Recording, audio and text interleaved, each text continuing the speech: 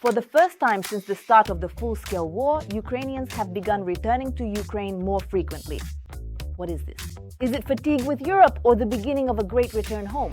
That's why we say that a Ukrainian will be valuable everywhere, all over the world. Today we'll examine whether Europe is truly ceasing to be such a comfortable choice for Ukrainians, and whether Ukraine itself is capable of convincing people to return with concrete conditions. According to the State Migration Service, as cited by RBC Ukraine, in the first 4 months of 2026, 4,186,000 citizens entered Ukraine, while 4,169,000 left. The difference is small, only 17,000. But this is the first positive trend in border crossings since the start of the full-scale war.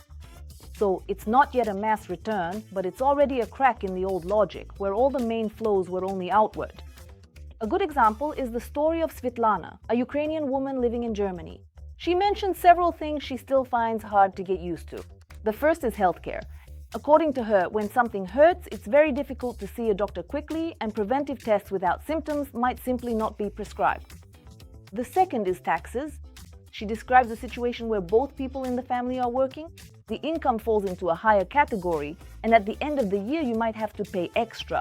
So even if you work more, you don't always end up with more money in hand.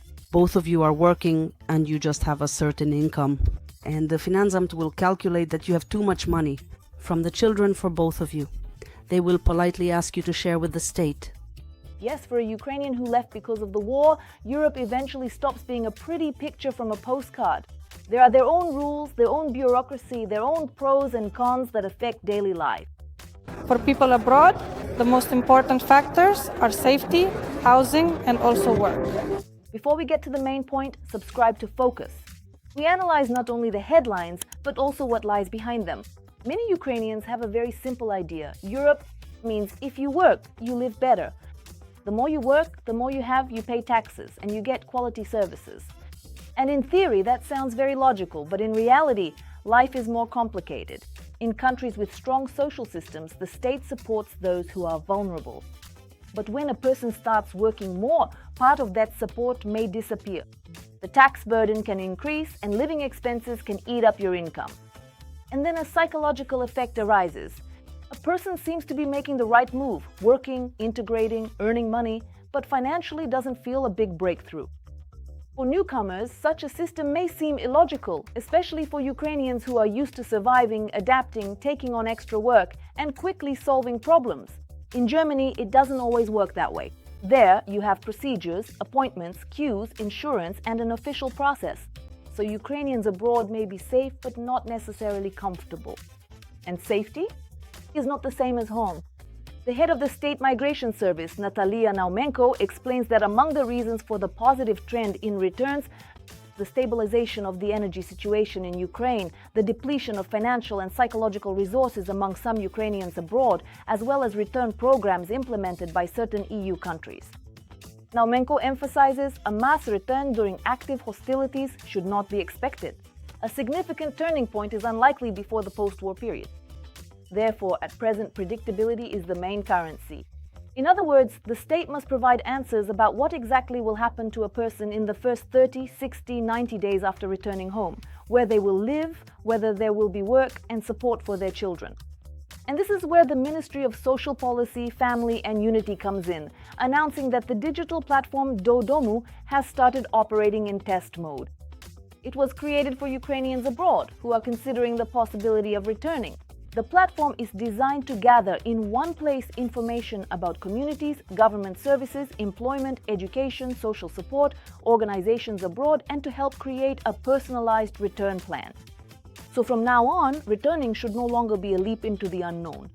A particularly important section is precisely the communities. The platform should feature profiles of communities that are ready to welcome and support people during the reintegration process.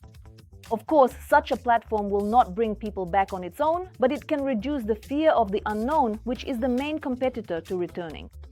And here it is important that now this is no longer just an internal Ukrainian discussion.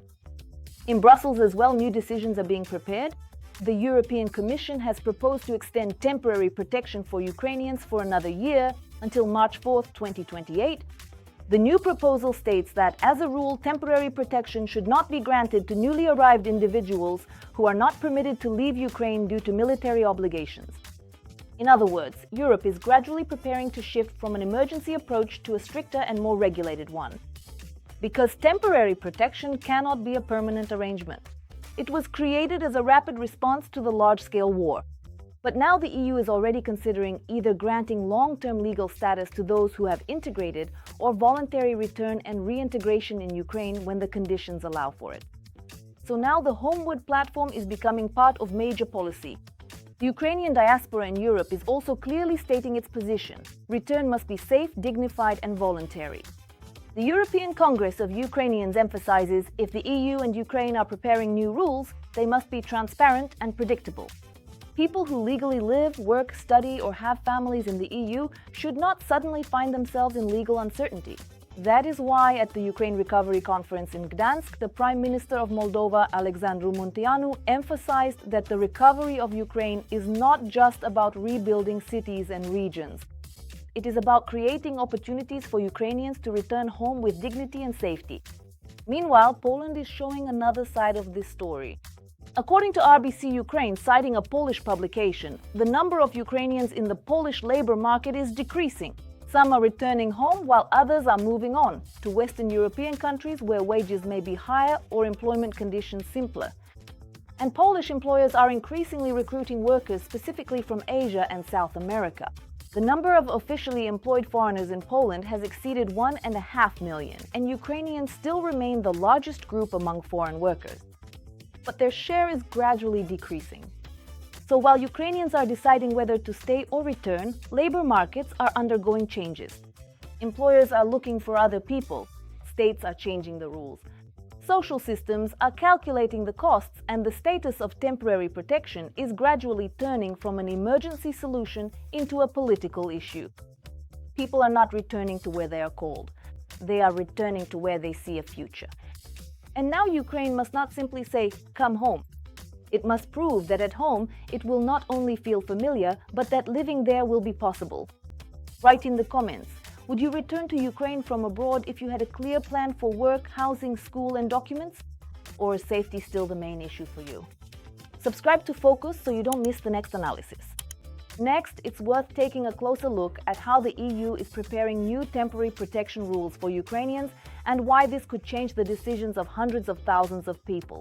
Because it seems that in the near future, Ukrainians abroad will no longer be living in a mode of just waiting things out, but rather in a mode of making a major choice. Where is their home now?